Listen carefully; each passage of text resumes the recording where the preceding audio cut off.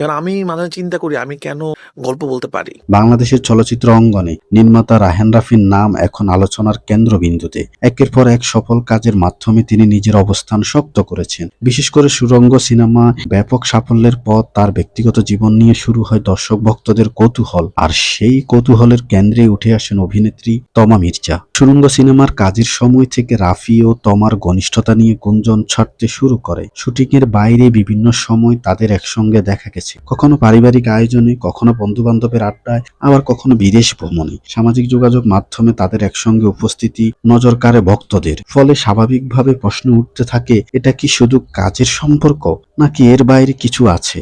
তবে এই গুঞ্জনের মাঝে দুজনেরই কেউ কখনো সরাসরি তাদের সম্পর্কের বিষয়ে স্পষ্ট কিছু বলেননি, বরং বারবারই বিষয়টি এড়িয়ে গেছেন কিংবা কৌশলে ফাঁস কাটিয়েছেন। এতে করে রহস্য আরো গভীর হয়েছে। সাম্প্রতিক এক অনুষ্ঠানে উপস্থিত হয়ে সরাসরি এমন একটি প্রশ্নের মুখোমুখি হন তমা মির্জা, যা এতদিন শুধু গুঞ্জন হিসেবেই ছিল।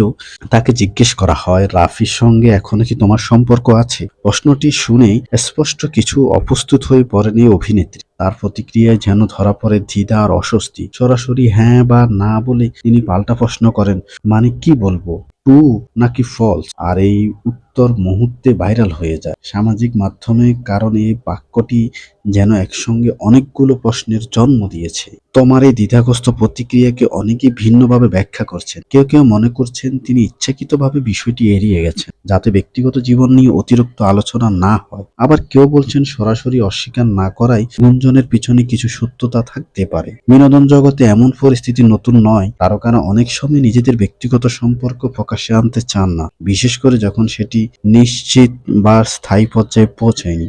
আবার কখনো প্রচারের আলো থেকেও দূরে রাখতে চান ব্যক্তিগত বিষয়গুলো।